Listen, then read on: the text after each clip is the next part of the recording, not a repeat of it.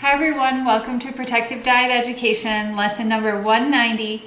This lesson is titled Cancer and Angiogenesis Inhibitors, and we're going to talk about a few other things as well.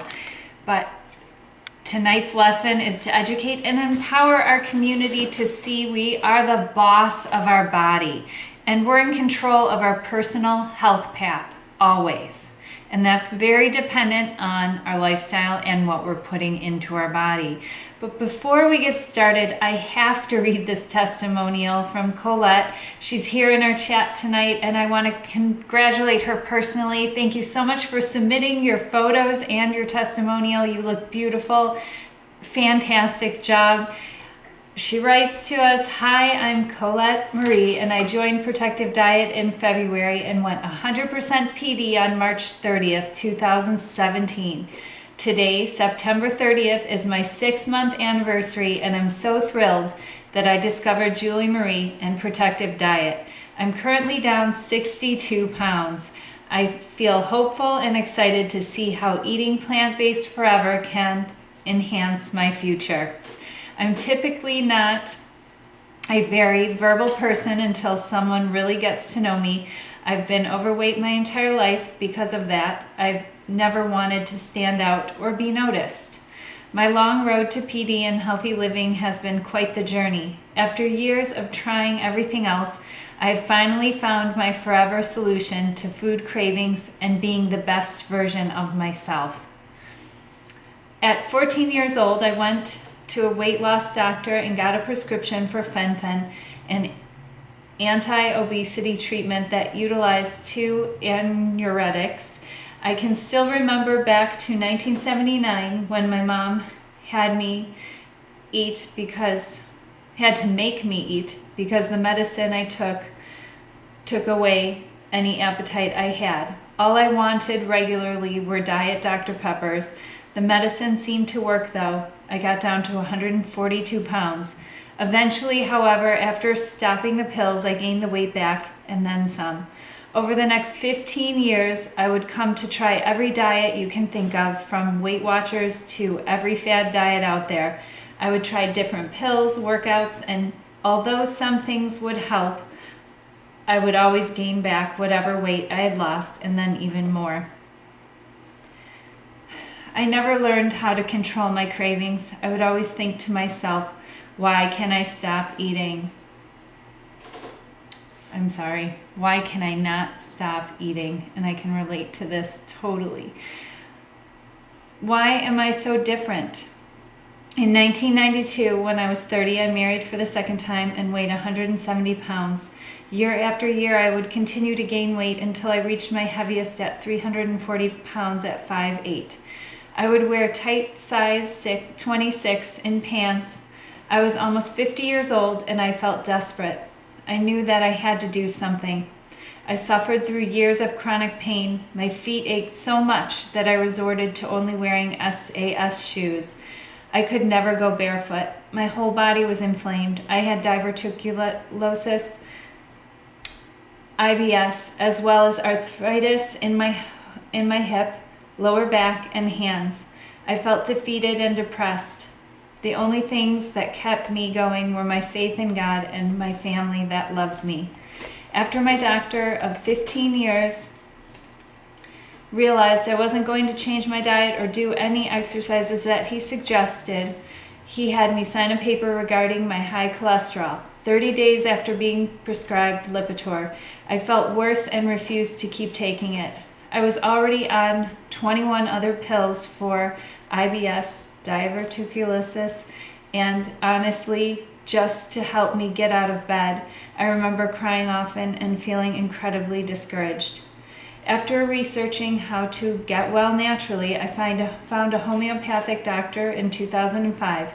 He gave me my first glimpse of hope and prayed with me for God to show him how to heal him, or how to help heal me. He muscle tested me on some herbal supplements and gave me a written out plan. I started feeling better. This was the first time I actually felt optimistic about being able to conquer my food cravings and addictions in the future. I just didn't have faith in the medical doctors anymore. This was also the first time anyone ever told me to stop the processed foods. Bill Yearly, from Getting Well Naturally, gave me a list of what not to eat, and of course it was basically a list of everything that I had been eating. I didn't understand how food could help me get better. I remember asking him for recipes on that first visit, and he responded with, "No recipes, just eat real food." I followed his instructions, just eat to get by, to feel better, and get off the 21 pills a day. In the years to follow, I would go back to Bill for pain and anything that was going wrong in my life. He was my homeopathic guru and the best option that I had at the time. I finally felt that something there was working, but of course, I didn't know what. In 2011, I decided to have a vertical sleeve, which removed about 80% of my stomach. I thought that it was going to be a cure-all and that it would somehow reverse the effects of my years of abusing food, so I could be a normal size and get active. Within 6 months, I had lost about 50 pounds from my pre-surgery weight and was sitting at about 280 pounds. Over the next 5 years, my weight fluctuated, but I still stayed about the same. My new post-surgery stomach wouldn't allow me to eat a lot at one time, but I could still eat all my sweet foods, sugary drinks, candy, and all the processed foods I could handle. As always, in pain, though. And the happiness that I did have in my life always seemed to be overshadowed by the guilt I carried because of my weight. I guess you could say that I was a grump. Nothing made me happy but food. At that time, I was not at all active. I was struggling with my sleep apnea and felt exhausted every day. Over time, I ate enough to make my stomach expand and ended up right where I started, at over 300 pounds, constantly searching for new ideas and learning about food. After hitting a low point, I came to the realization that I couldn't go on feeling this way. My younger sister and I dedicated ourselves to eating healthier, or what we thought was healthy at the time. We cut out most processed foods and sugars, but still ate meat with cooked oils. I was able to get down to 296 pounds, but eventually I plateaued.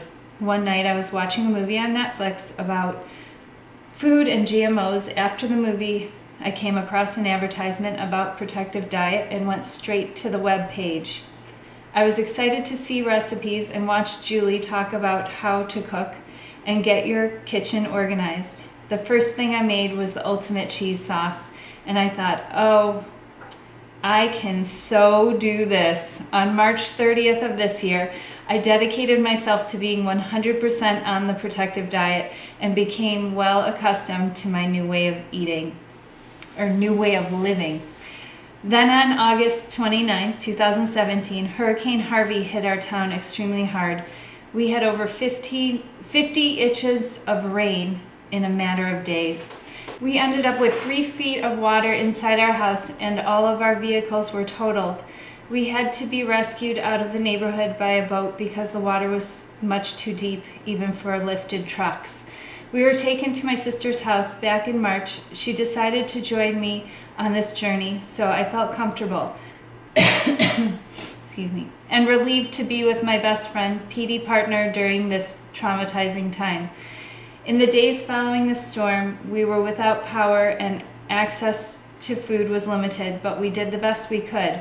A few weeks prior to the storm, my husband and I had just completed remodeling our home, including the custom kitchen, my dream kitchen. It was stocked full of all of my PD food and supplies. We lost almost everything that we worked so hard for and accumulated over our lifetime together. It was by far the most emotional thing I've ever had to endure, but by the grace of God, my family and I were all safe. September 1st was my 55th birthday. Only a few days after being rescued, my family sang me happy birthday, and my sister gave me little cuties, mandarin orange with a candle in it. To celebrate my new way of living. In the days and weeks to follow, I was able to muster up the energy to rip out sheetrock in our home and help muck out the home of my elderly parents. Although the days were long, I was grateful that I had already committed myself to the protective diet and was at my optimal health when I needed it the most. I know that I can make it to my goal, and I'm feeling very hopeful of my health future. I'm so thankful that I found Julie and Jerry and their PD education when I did. They helped me grow and learn about food, and my food choices matter. Congratulations. Today is my 6-month anniversary. I'm happy to say I'm down 62 pounds, and I felt amazing enough to never quit the protective diet, even through the worst storm of her life. Sorry about my challenges reading there. Fantastic, Colette. This is fantastic. I love your story, and thank you for sharing so much of your experience with us and your history of struggle trying to get well and feel good. And I'm assuming that you're off all of these medications now and feeling fantastic as well, to go along with your 62 pounds of weight loss. And tonight's lesson, I think it goes along well with her testimonial and with any experience we have with improvement with our health, because I just want to remind you, I was just like she was one day way back when I first started my journey on this path. And I want to remind you, I'm not a doctor. My suggestions are based on scientific research, personal and community experience. So every story that I hear of a testimonial and an experience with a protective diet, I make note of it. And we use that to help others in the future that were struggling or challenged with the same life experiences. So I appreciate, and our community and anyone new that's around the corner that's going to join us in the future appreciates these stories to be shared with such detail so that we can relate to someone in our community to help us get through this and get to the other side of it, like Colette is on her way. She is more than on her way. I know you're going to achieve your goals that you have left. They're very small compared to getting started and being 6 months in. Now all it takes is just continuing to enjoy all of the delicious recipes and the community and our support. So, for the majority of my adult life, I was plagued with health problems, including but not limited to morbid obesity, heart disease, migraines, sleep apnea, restless leg syndrome, acid reflux, plantar fasciitis, chronic fatigue, acne, eczema, severe allergies, gallstones, gout, chronic inflammatory pain, constipation, depression, and anxiety attacks. In my 40s, I was very joyful. I felt so healthy and so happy living my life with Jerry. We had this down pat. It was natural. It wasn't anything that I was challenged to practice on a daily basis. And I felt I was in optimal health, and I was projecting it on the outside of me. And I was leading a successful community with the practice of a protective diet. And I was surprised with one more health challenge, and that was brain cancer. I mean, of all the cancers I could get, one that would so affect my ability to move and talk and think. And it was not saying, I'm not saying one cancer is worse than the other. Cancer, the word cancer, when you're faced with it in the hospital, is just horrendous. But I was shocked. It was a shocker, totally unexpected. The type of cancer I had was chromosomal, and it had been growing with me since birth. I didn't find this out until later, after I was sent home and told to look up the type of cancer I had and look at the statistics, because they don't tell you these things. And fortunately, I had been preparing my body with advantages of over a decade of healthy living and eating upon discovery of my tumor. And my tumor was encapsulated when we saw the first photographs of it from what did I have? A CAT scan. So this was unusual and pointed out, and then the first MRI showed this encapsulation. And this was something that showed a regression of the tumor away from, yeah, you could show the picture, why not? Let's show them what I'm talking about in case you didn't see previous lessons about this. But you could see where my tumor was. There was this dark border around it, that's empty space. It's where it's, this was great and something that my doctors had never seen before. Their recommendations were same as anyone else with brain cancer. They wanted to remove the tumor as soon as possible and begin cancer treatments of chemo and radiation due to years of nutritional research. I knew diet and lifestyle was much more beneficial to my survival than chemo and radiation, what I had seen others go through in my past. So, and what I knew after researching. But I didn't research that much about brain cancer treatments. I kind of shut the book to it very quickly and realized, look at my tumor, it's beautiful. And even though the doctors, they didn't know how to get their mind around it, they had never met anyone like me before that had consistently eaten a protective diet for as long as I had eaten it. And they didn't understand the science behind what I was talking about, angiogenesis inhibitors and cancer regression. They were just like, oh, whatever. We know about taking it out and we know about treating it medically. Well, then I wanted to show you a photograph next to the photograph of my tumor, of a typical tumor, the same type of tumor that I had, and what I'm talking about, the difference here. And I didn't get to see this for myself until I looked for it, because I right away saw this encapsulation because it was pointed out by doctors how unusual it looked and how easy this would be to remove because the blood supply wasn't attached to the brain. It wasn't growing into the brain like you're seeing on this other photograph. Where is it? To the left of me here. That photograph is, you can see the tumor is just, it almost looks like part of the brain tissue. It just grows right into it. And that's what I'm going to be talking about tonight, where we have angiogenesis, and that's when the blood supply connects to the tumor and to the body to allow it to grow. And I was so fortunate in my circumstance, but it wasn't accidental. It was due to years of dedicated practice. When friends would make fun of me and harass me, oh, come on, just, oh, go out for one pizza with us. Are you serious? You never deviate from this? And I was like, no, I'm leading a community. I have to set an example here. And I know what the effects of one off plan is to my endothelium. And my endothelium is my protective cellular wall. And I'd go through the whole spiel with them explaining. And by the time I was finished explaining, they were like, okay, she's serious. All right. And they kind of backed off. Friends backed off of it.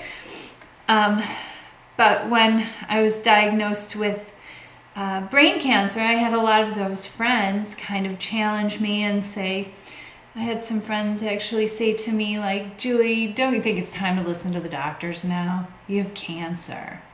And that was really, really hard on my, it was a heavy weight to carry, that I was being irresponsible with my life in their eyes. And then you start to doubt yourself. But I kept having to look back at that picture and say no, and read stories of regression, and believe in myself and believe in my practice and believe in the science. And I want to go through a lot of that this evening with you, so that we can have that powerful feeling of what we're doing is,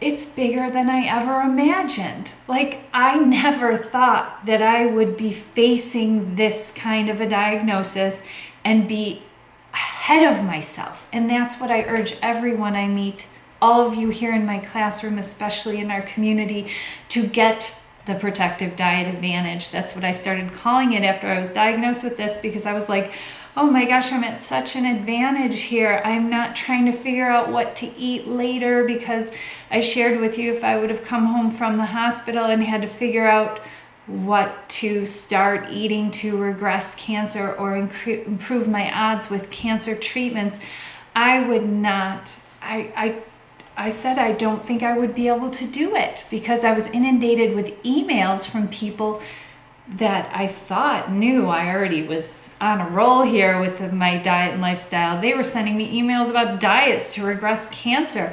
And at first I was like so offended. And then I'm like, should I be reading these things? Is there something I'm not doing right? Do they not see my tumor? And then I realized, as many people as I showed, when you're facing cancer, it's such a fear-inducing diagnosis that it's almost impossible to hear the facts of what's really happening in front of you and to see clearly. I can't imagine adopting or improving a diet at the time of diagnosis of a cancer. Even before I had cancer, and when we'd have people entering our community that had cancer, I would think about them all the time. Am I giving them the best advice? Because I wanted to be sure of myself, and here their life was in my hands in this short period of time that they had to make a jump on this and make a difference. And I'm telling them to eat this and eat this and eat a protective diet, just follow it exclusively,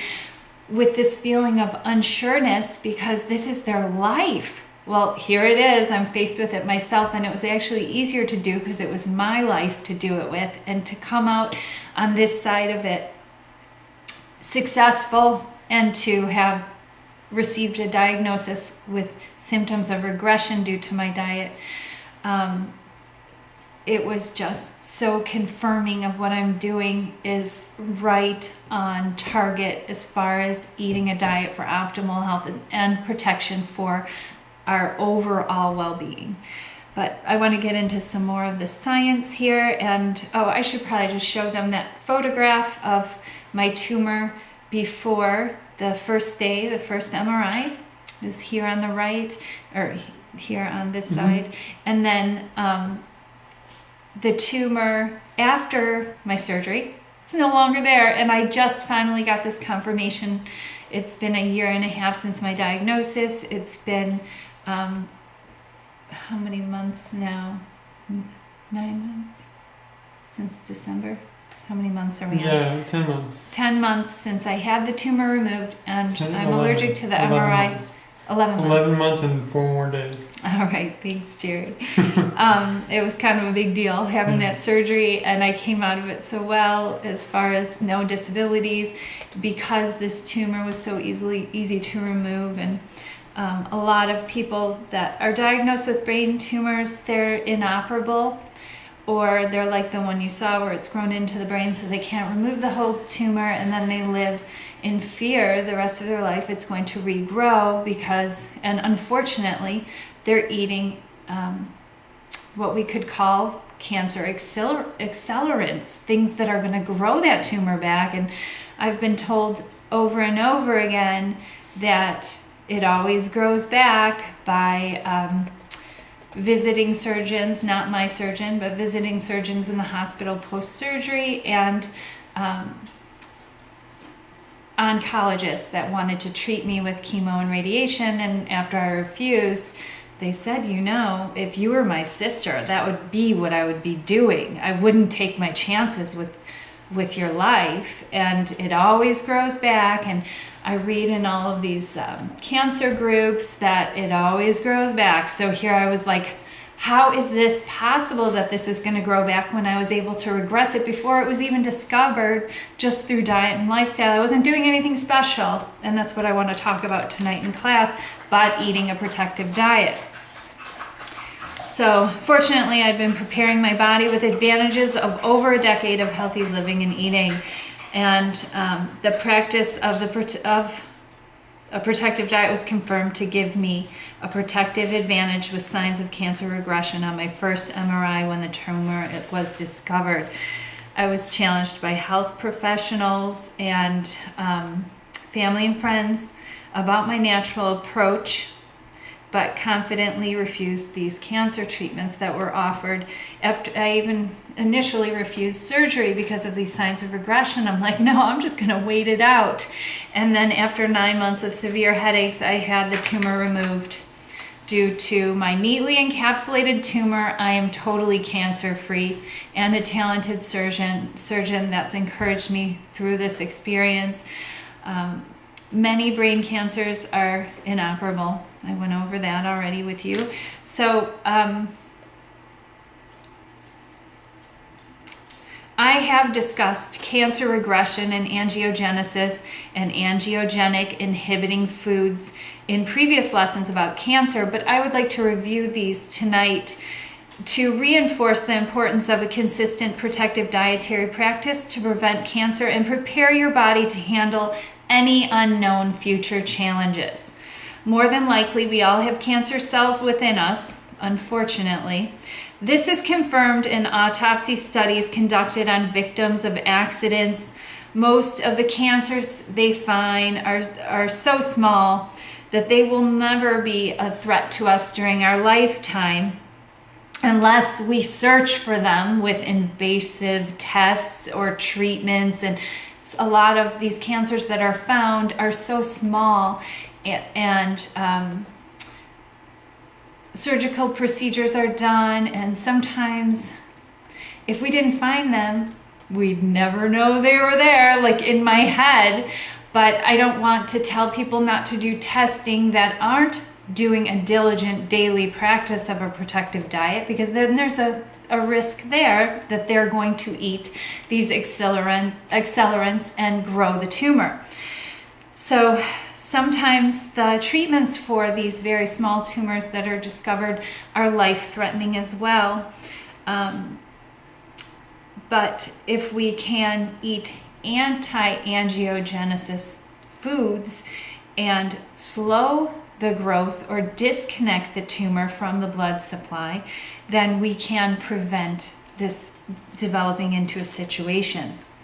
Angiogenesis, just to be clear, is the creation of and connection of new blood vessels. In a healthy individual, new blood vessels grow to heal injuries and during pregnancy. This is a natural function of our body. In order for cancer to thrive, angiogenesis must be stimulated and connect tumors to the blood supply. When our body is nourished properly and we're operating in a state of optimal health, we have the ability to grow healthy blood vessels when necessary for repair and stop them from growing to maintain and escalate into cancerous tumors. So our body can actually know what to grow and what not to grow when it's nourished properly. This is fantastic and so detailed, and studies are being conducted about this heavily because this is a huge answer to the treatment of cancer. At least what scientific studies and pharmaceutical companies are confirming. A 40-year-old theory from Dr. Judah Folkman. He was at the forefront of this 40 years ago. Way ahead of his time. Thank you, yes. And his theory was that cancer could be starved to death by cutting off its blood supply. He was ridiculed, and his theory was totally dismissed with skepticism. They were like, "Are you kidding? Cancer's so complicated." And here he made it sound so simple.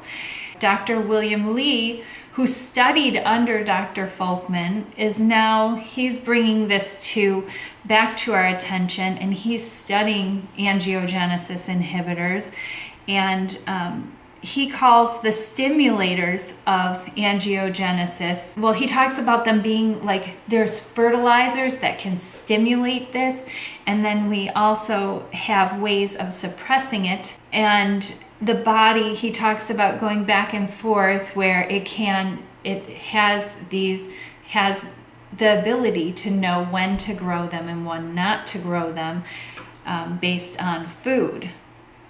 Today, there's 12 anti-angiogenic drugs on the market for cancer treatment, 26 more in human trials with over 100 more in development. Every major pharmaceutical company has an angiogenesis program. The first FDA drug that was approved is becoming commonly known. Unfortunately, these drugs have side effects because, unlike simply eating protective plant-based foods, They don't have the natural ability to direct the body to decipher between blocking angiogenesis for the healthy formation of blood vessels for the body's ability to heal wounds, proper heart and kidney function, fetal development, and to support reproduction. We need angiogenesis for all of these things for a healthy body. But these drugs, they're not clear what to block and what not to block, like the body naturally knows how to do when it's nourished properly. So it's causing some complications with these things being disrupted. So these drugs are not side effect free.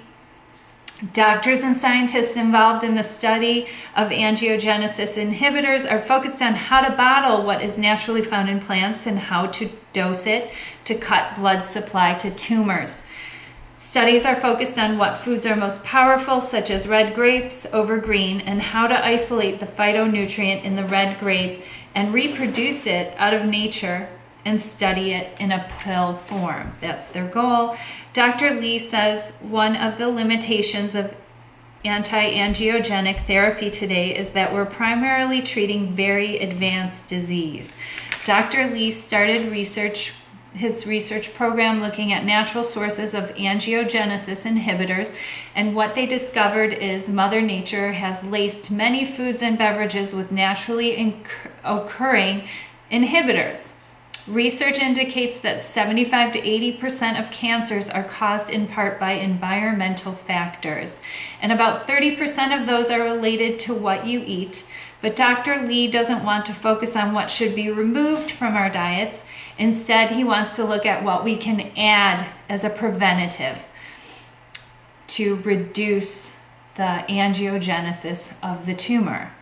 The connection of the blood supply of the tumor is his goal, is to just reduce that. Dr. Lee has asked, what are the naturally occurring sources that we can add to our diets to boost our body's defenses? We are giving patients a new tool to make the world a healthier and tastier place. So far in my personal cancer experience, I haven't once been instructed to eat a healthy diet. Quite the opposite, right? Yes, I've been encouraged to live my life. I have cancer. So when you're hearing those words, you go to Germany and eat the best apple fritter you've ever seen. Yeah. I'm encouraged to live because my doctors love me. They don't want to see me upset. They want to see me enjoy my final time here, is what they're accustomed to experiencing with their patients. But they don't understand what's going on in this workplace for wellness and within our community. They have no concept of it, and it's very hard to break through to them and share it. But even with MRIs looking like I did and recovers as quick as I had coming out of surgery, and sustaining the complications I had like a champ, where they're telling me, you look fantastic. I don't know what you're talking about. Why are you telling me you feel like you're not well?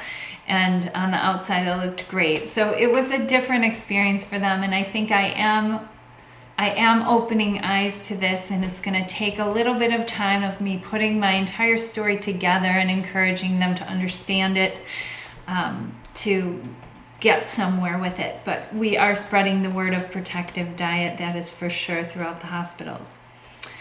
So I see promoting the addition of cancer-fighting foods to the world's cancer fertilizing diet and toxic environments as a huge distraction from what humankind could take action with to truly heal and protect themselves from disease at this very moment moving forward.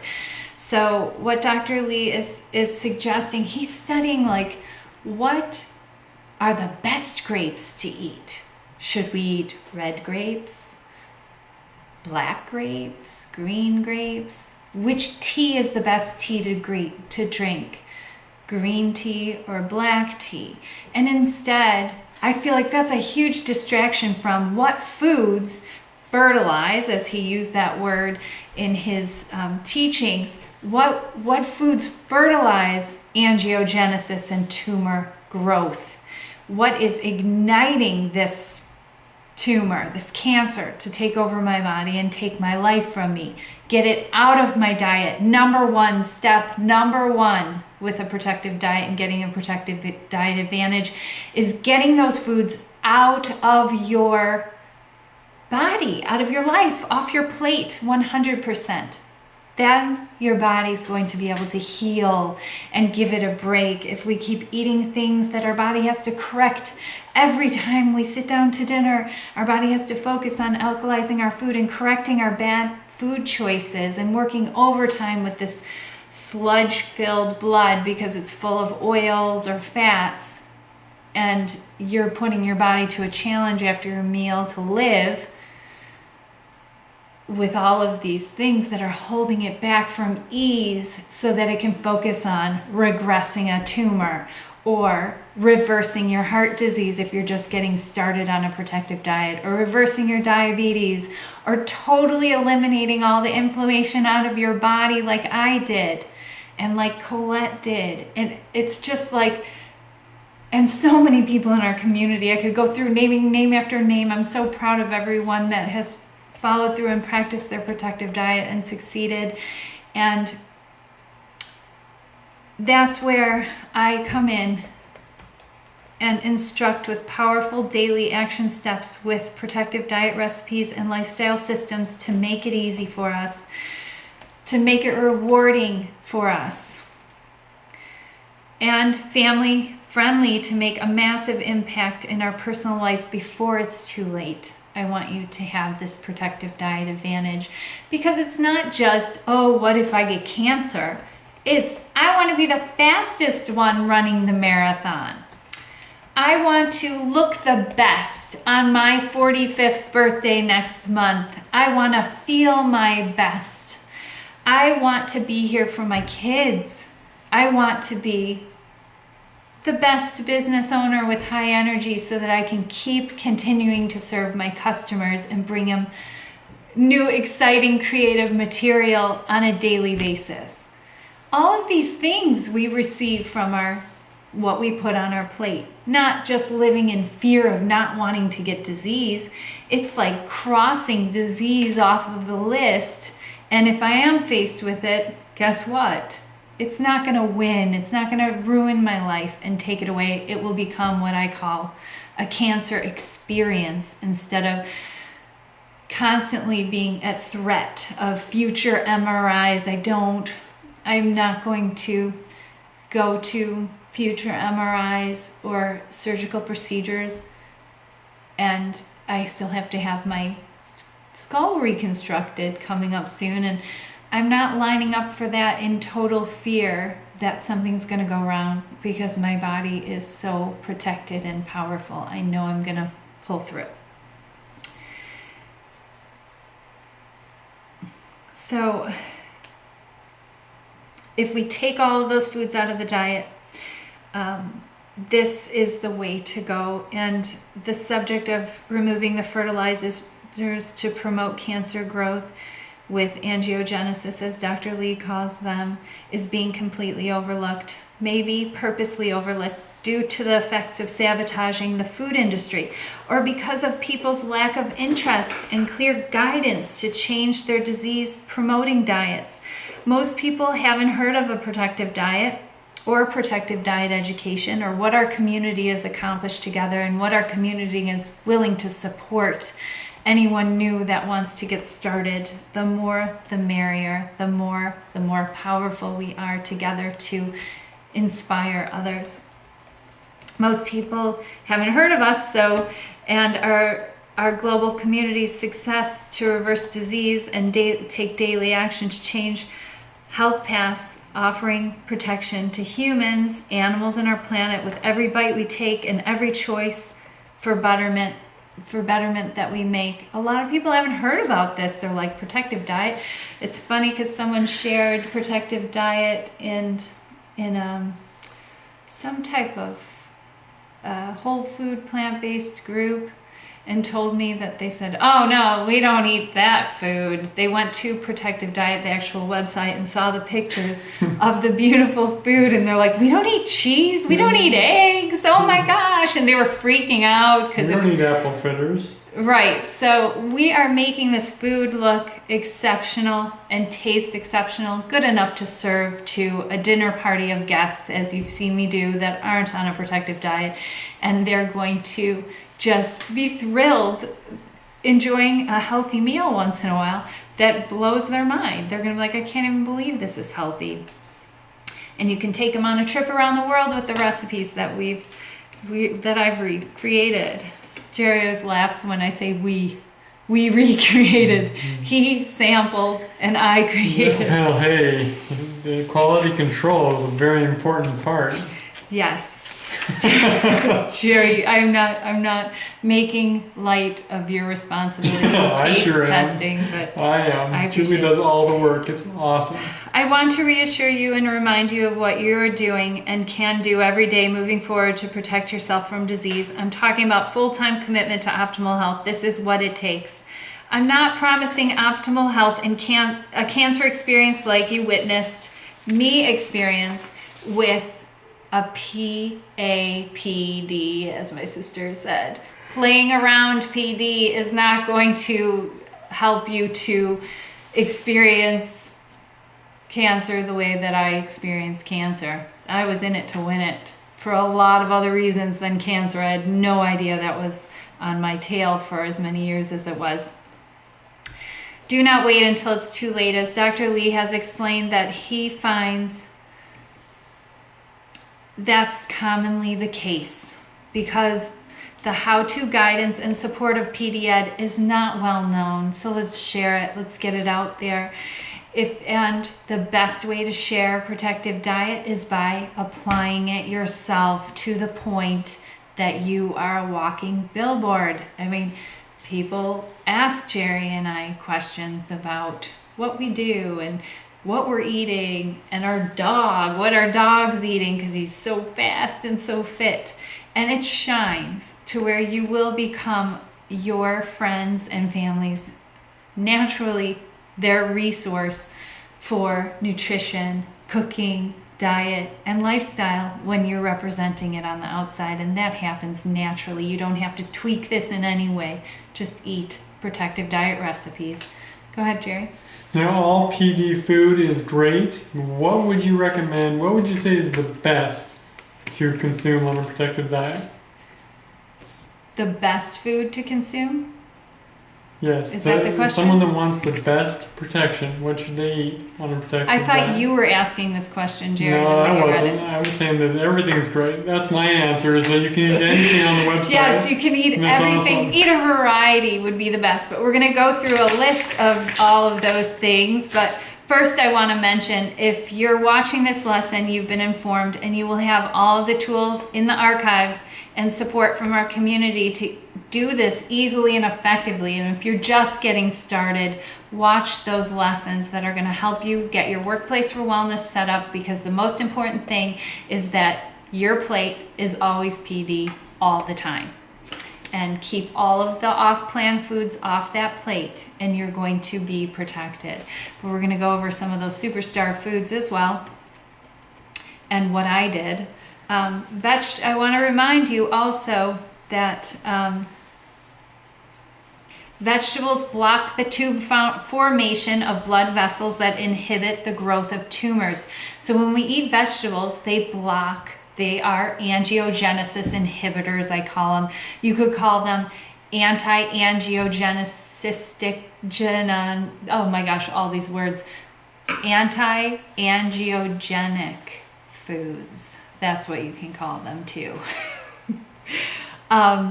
But mostly call them the foods that you eat. That's the important part here. But we have the science to back this up, especially seeing pharmaceutical companies jumping on foods that regress the blood supply connection to tumors, just like you see confirmed in my MRI. That's what they're going for in a pill form, because if they can make that happen, they are going to be billionaires and they will have cured cancer. But now, as far as we know, the best resource for that is the real food. I mean, you got to eat 3 times a day, so you might as well make choices that are going to protect you, that are going to regress cancer that you don't even know is there, and that will protect you from any cancer formation. Blood vessels forming to the tumor supply. Just like I was talking about earlier, that Dr. Judith Folkman was actually, 40 years ago he knew about this, and he was on to it. He was talking about starving cancer to death by cutting off its blood supply. He was familiar with angiogenesis and the importance of it with cancer, with tumors, so it's fantastic. But anyway, back to the action steps. We are never faced with any health challenge. We want our body to be performing. If we are ever faced with any health challenge, we want our body to be performing optimally for our best outcome. Community members share this with their in and out cold experiences or the flu that lasted a day or two. You'll hear these stories. They're like, oh, I feel like there's a tickle in my throat. Something's going on. What should I do? And then everyone suggests, make some spicy get well soon soup. And then they're like, yeah, I was kind of tired for a day. I slept through it and I was fine. And everyone in the office was sick for a week and a half or 2 weeks. So we're seeing signs of this. That's our strengthened endothelium, the foundation of our immune system. You can go back and watch the lesson about that if you haven't already. I want to mention that I didn't eat bowls of plain steamed kale for the last 13 years to create a regress tumor. I didn't visit a Chinese medicine doctor and get a bunch of herbs and cook weird things in a pot and eat things I didn't like. I was eating just like all of you. I was eating tostadas and beans and rice and breakfast brownies and pozole and all of the recipes on Protective Diet. I didn't take supplements or some special medicinal oil or vitamin infusions. I simply ate a Protective Diet. I took all the foods that tax my body completely out of my diet 100%. That is the difference between me and most people diagnosed with cancer. That is the difference it made in my unusual encapsulated tumor that none of the doctors had ever seen anything like before and didn't know how to explain it. Well, because most people couldn't even explain how Jerry and I eat unless they're within our community and they see how well we really eat. This made it easier for me to reprogram my taste buds to love low-fat, oil-free, sugar-free, natural, plant-based foods, along with allow my body the opportunity to not have to correct my poor food choices and to focus on healing and regressing the tumor through the angiogenesis inhibiting foods. It regressed the blood supply to the tumor. So it sounds so simple, right? And I hope that I'm reaching you and going to give you ease. And if you are sitting there with a new cancer diagnosis, I hope that I'm empowering you with this information and not overwhelming you. If I am overwhelming you, I want you to meet me on Saturday morning in the live coaching hour so I can talk to you one-on-one and explain anything that you have questions with. You can always ask them live here in class. Everyone's so quiet tonight. But there was a question. Yeah. Are sugar beets the same as beets? Yes. Sugar Sugar beets, yeah, they're beets. Beets are beets. You can eat beets. Beets are great. They're loaded with nitrates. They promote your endothelium, the foundation of your immune system. Eat the greens, eat the beets, roots. All of it is awesome. Eat it whole. Chew it up. Don't blend them up. So what our bodies should be doing all day, every day is scanning and protecting, not correcting our food. That's the one thing we have control over, people. We don't have control over our experience when we're in the emergency room complaining that something's wrong and they find out that you have cancer. Then you feel totally out of control. So take charge, take control of your plate is what I'm trying to encourage you to do.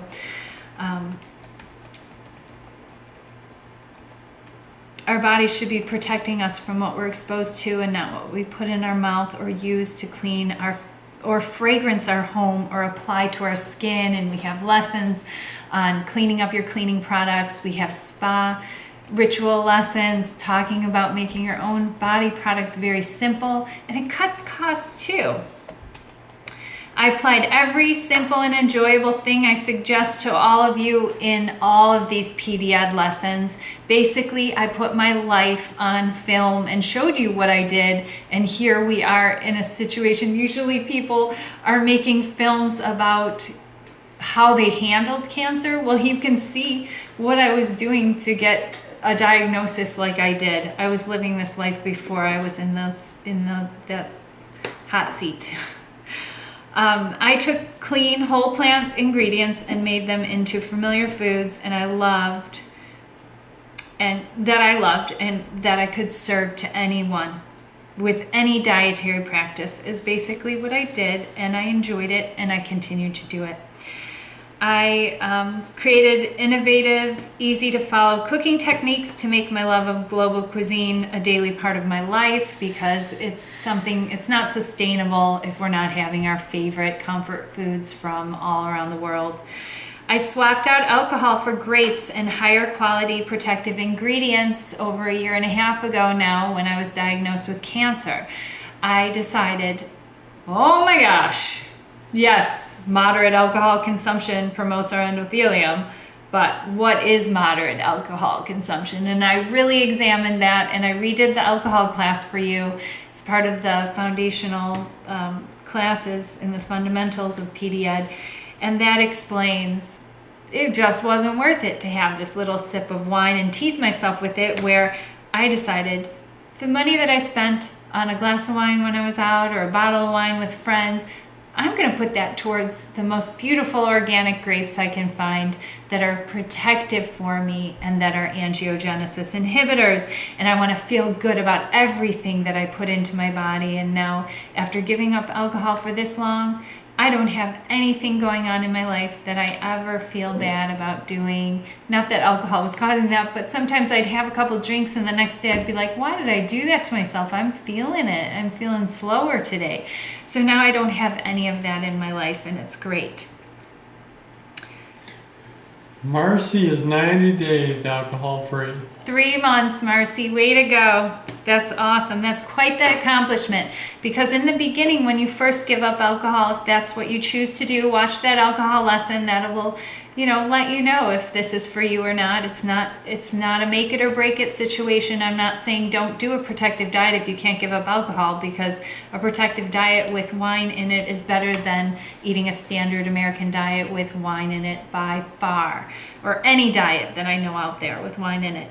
And the beginning stages of giving up the alcohol is the hardest part, but when you build the momentum and then you hit 6 months, it's like, I got this. And then you hit 1 year and you're like, I'm not going to have a drink because it's my birthday, because, oh my gosh, I'm at 1 year. I want to be able to say I made it 2 years. This is so fantastic. And it's interesting, the more people that find out I don't drink and they're like, how long? And they hear this, they want to know so much about it. So I guess this was another reason I had this cancer experience, so that I could inspire others in this way as well.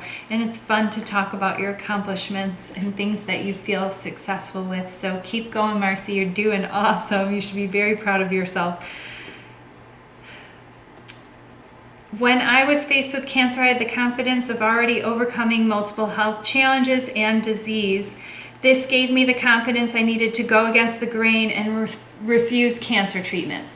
That was probably one of the harder things that I did, just because I didn't want to disappoint our community or anyone around me and die, because I believed in what I was doing to protect myself so wholeheartedly, but you still have the people that love you around you fearful.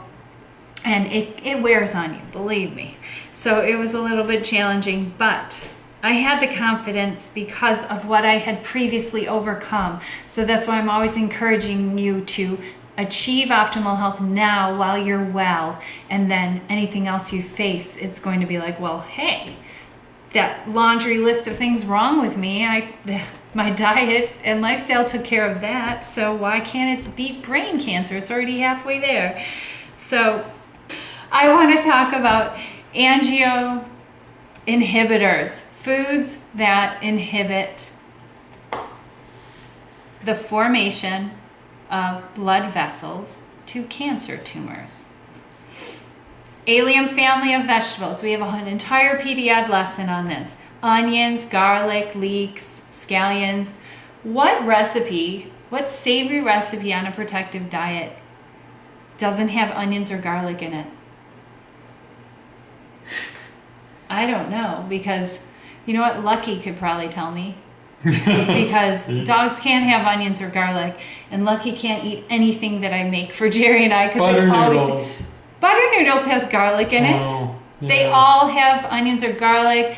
You can leave it out if you hate them, but they're in there for more reasons than flavor, you guys. So I've been eating onions or garlic, one or the other, or both, every day for years. Very protective. Our herb box. Why do we have an herb box? What do I tell you? Every time I open that herb box, it's protective. It adds protection. Said that pho has no garlic. Oh, you're right. You're right. And that was something that I found interesting when I was researching that Vietnamese soup called pho, spelled P-H-O. And it doesn't have any garlic in it. Absolutely right.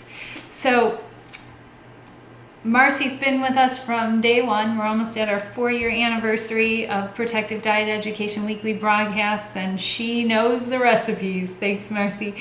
Okay, so our herb box. Cilantro, parsley, basil is so protective and inhibits the blood supply to tumors.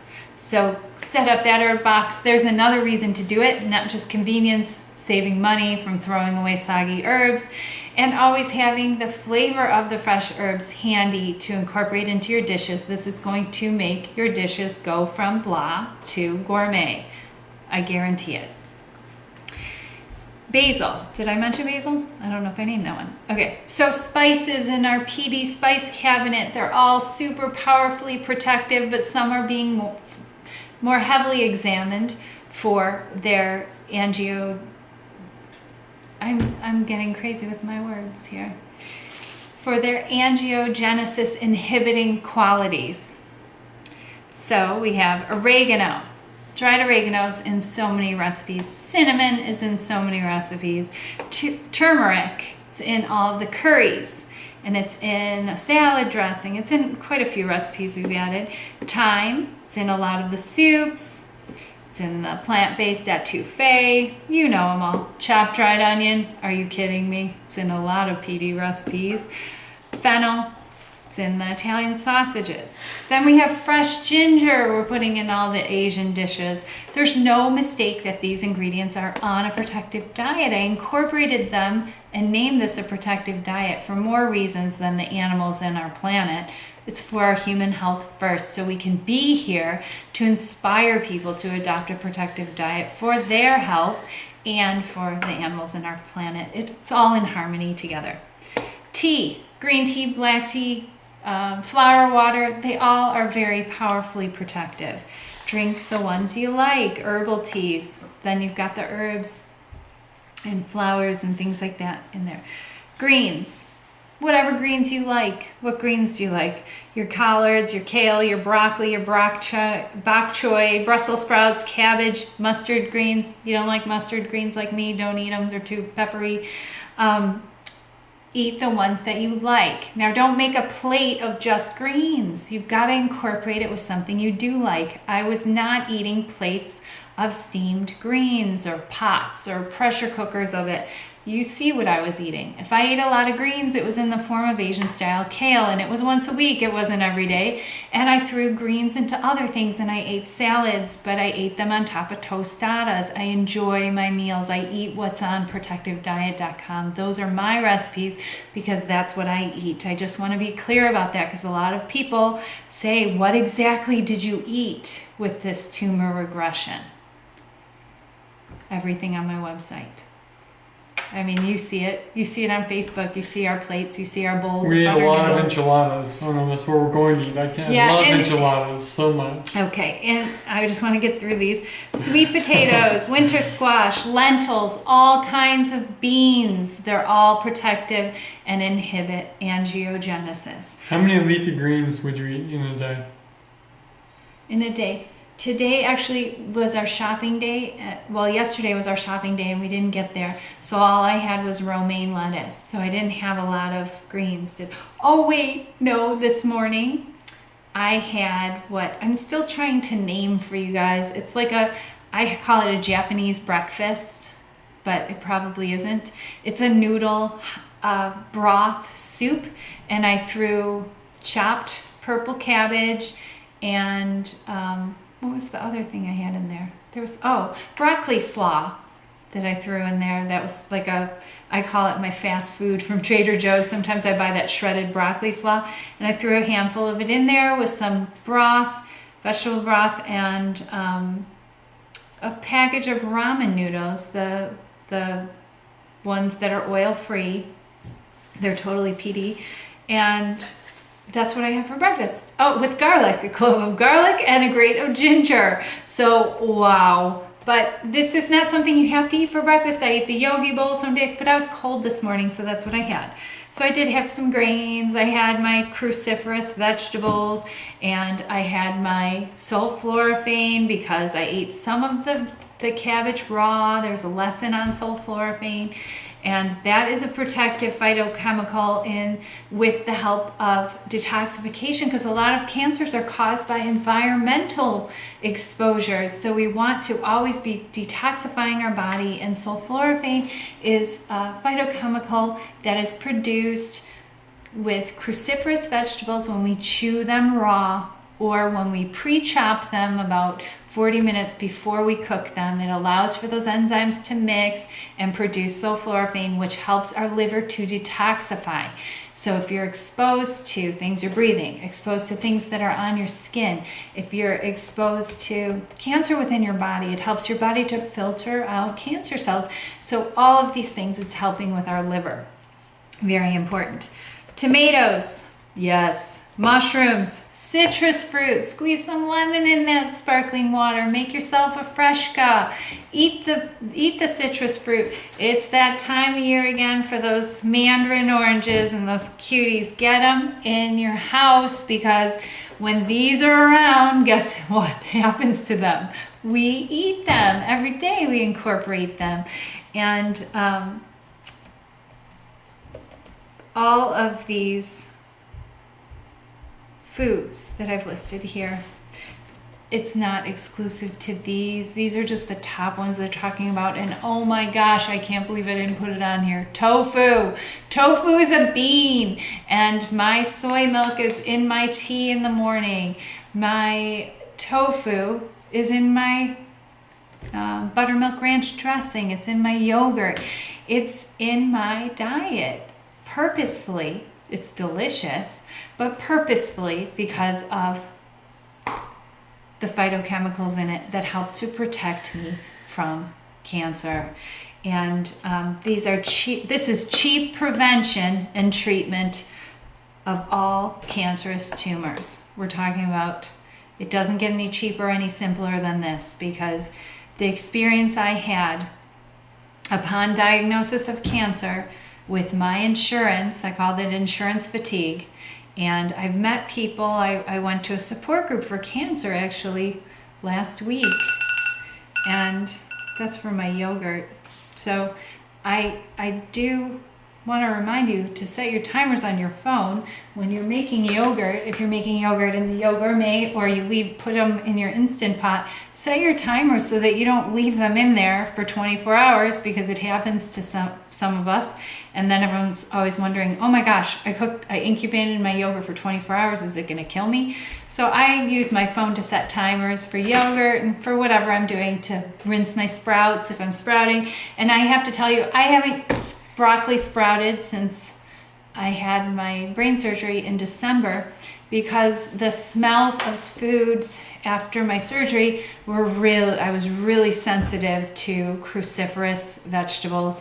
And I honestly didn't include a lot of them in my diet. And I was kind of worried because I was like, oh, they were in my diet every day for a while, but there was no cancer regrowth. And my doctor is just amazed because it always grows back, but not in this girl, not on a protective diet. And I hope that this class really, really helps some of you that are playing around PED and you're not 100% to get on board. I hope this class inspires all of you that have been 100% on board and practicing right along with me since we started protective diet education, and to really know how powerfully protected you are and what you're doing for your body, and to help inform others. And I mean, unfortunately, everyone knows someone that is struggling with some type of disease or ailment. And I want to tell you, if your best friend just got diagnosed with cancer, don't preach to that friend of yours. Tell them, I'm always here if you ever need me to make you lunch. I'm always here if you need advice with your diet or whatever, but do what's best for you, because sometimes this approach is too overwhelming when upon diagnosis. They might come around asking you for help soon. You could share this information, you could share this class with them, but I really am happy all of you are in my classroom watching this tonight live or in the archives, because we have an advantage that so few have the opportunity to get the information of how to do it every single day. And we're making it fun, and I'm sure having fun in my kitchen and having fun serving my friends protective diet foods, especially when they're not on a protective diet, because it's always a shocker to them when they're pulling things out of the picnic basket going, we can have this? And I'm like, well, it's not really that. Give it a try. And they like it. So I encourage you to invite your friends over for dinner. That is the best form of outreach. The best way to inspire others is to give them a taste. Bring brownies to work, or an apple crumble. It's always fun. Or an apple fritter cake. My goodness, that one went over so well.